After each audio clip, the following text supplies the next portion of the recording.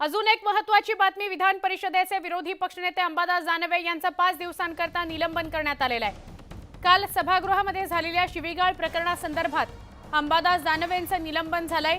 राहुल गांधींच्या वक्तव्यावरून काल विधान परिषदेमध्ये मोठा राडा झालाय। अंबादास दानवेंनी प्रसाद लाड यांना शिवीगाळ केली। त्यानंतर आज भाजप आमदार प्रसाद लाड यांनी विधान भवनाच्या पायऱ्यांवर आंदोलन केलं। अंबादास दानवेंनी माफी मागावी आणि त्यांनी विरोधी पक्षनेते पदाचा राजीनामा द्यावा अशी मागणी प्रसाद लाड यांनी केली होती। दरम्यान यानंतर आता अंबादास दानवेंनी केलेल्या शिवीगाळ प्रकरणानंतर त्यांच्यावर 5 दिवसांच्या निलंबनाची कारवाई करण्यात आली आहे। अंबादास दानवेंचं निलंबन झाल्यावर मात्र विरोधक चांगलेच आक्रमक झाले। विरोधकांनी सरकार विरोधात जोरदार घोषणाबाजी केली, सभात्यागही केला। 2024 रोजी श्री अंबादास दानवे विरोधी पक्षनेते यांनी सभागृहात चर्चा करीत असताना सभागृहातले सन्माननीय सदस्य श्री प्रसाद लाड यांचे प्रति अत्यंत आक्षेपार्ह, अशोभनीय व अश्लाघ्य अपशब्द वापरून व बेशिस्त वर्तन करून विधान परिषद सभागृहाची प्रतिष्ठा मलिन केली व सर्वोच्च सभागृहाचा अवमान केला आहे। त्यांच्या या अतिशय असभ्य, बेशिस्त व संसदीय प्रथा, परंपरा व शिष्टाचारांचे घोर उल्लंघन करणाऱ्या अशिष्ट वर्तनाकडे दुर्लक्ष केल्यास संसदीय प्रथांचे अवमूल्यन होऊन सभागृहाच्या कामकाजाबाबत चुकीचा पांडा पडेल। सबब त्यांच्या या अत्यंत बेशिस्त आणि अशोभनीय वर्तनाची गंभीर दखल घेऊन ही विधान परिषद असा ठराव करत आहे की अंबादास दानवे विरोधी पक्षनेते यांचे सदस्यत्व सन 2024च्या तृतीय पावसाळी अधिवेशनात 5 दिवसांकरता निलंबित करण्यात यावे। तसेच सदृह निलंबनाच्या कालावधीत बंदी टाकण्यात यावी। मी आता सभागृहाचा ठराव मतास टाकतो। अनुकूल असतील त्यांनी होय म्हणावे, प्रतिकूल असतील त्यांनी नाही म्हणावे। होयचे बहुमत आहे, होयचे बहुमत आहे। ठराव संमत झाला। की अशा प्रकारे ज्यावेळी ठराव मांडला गेला यापूर्वी देखील कधीही त्याच्यावर चर्चा झाली नाही। हा ठराव चर्चेचा ठराव नसतो।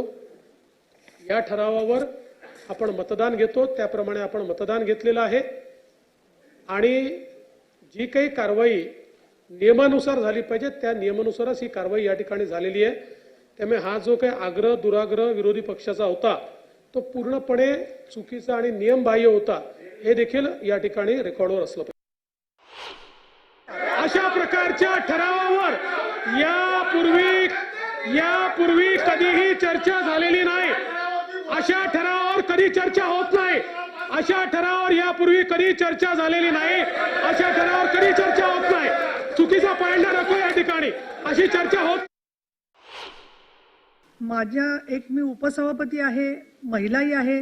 एका महिला लोकप्रतिनिधीसमोर एक विरोधी पक्षनेता अशा भाषेत बोलायला लागला तर उद्या आमच्या जिल्हा परिषद, महानगरपालिकांच्या महापौर आणि जिल्हा परिषद अध्यक्षांसमोर प्रत्येकजण अशा भाषेत बोलेल आणि आम्ही जिथे जाईल त्या ठिकाणी याच भाषेमध्ये जर का बोलायला लागले तर आम्ही तरी आता हळूहळू अनुभवामधून खूप कठोर व्हायला शिकतोय। पण बाकीच्या महिला ज्या आहेत त्यांना काम करणं मुश्किल होऊन जाईल आणि परत त्याची दरपोक्ती की मी हे असं करतो आणि मी हे करणारच, म्हणजे ही कुठल्या प्रकारची संस्कृती रुजवली जाते ते खरं तर त्यांच्या नेते मंडळींनी पण विचार केला पाहिजे की ठिकठिकाणी महिलांना असुरक्षित वाटेल असं वातावरण कशा पद्धतीने केलं जात आहे आणि म्हणून अत्यंत दुःखित अंतकरणाने हा निर्णय आपण घेतोय। अंबादास दानवेंच्या निलंबनावर उद्धव ठाकरेंनी संताप व्यक्त केला। विधान परिषदेच्या विरोधी पक्षनेत्यांना षडयंत्र रचत निलंबित करण्यात आल्याचा आरोप उद्धव ठाकरेंनी केला। अंबादास दानवे यांना भूमिका मांडण्याकरता संधी का दिली नाही असा सवालही त्यांनी केला। ठरवूनच षडयंत्र रचून विरोधी पक्षनेत्याला निलंबित केलं गेलं असा आरोप त्यांनी केलाय। दानवे यांनी केलेल्या वक्तव्याबद्दल उद्धव ठाकरेंनी महिलांची माफीही मागितली। अंबादासजींबद्दल आक्षेप काय सांगा, का निलंबन केले सांगा जरा। मी नव्हतो सभागृहात, बरोबर आहे। त्याच्याबद्दल मी पक्षप्रमुख म्हणून मी महाराष्ट्रातल्या माता भगिनींची माफी मागायला तयार आहे आणि मी मागतो, कारण आम्हाला त्यांच्याबद्दल आदर आहेच।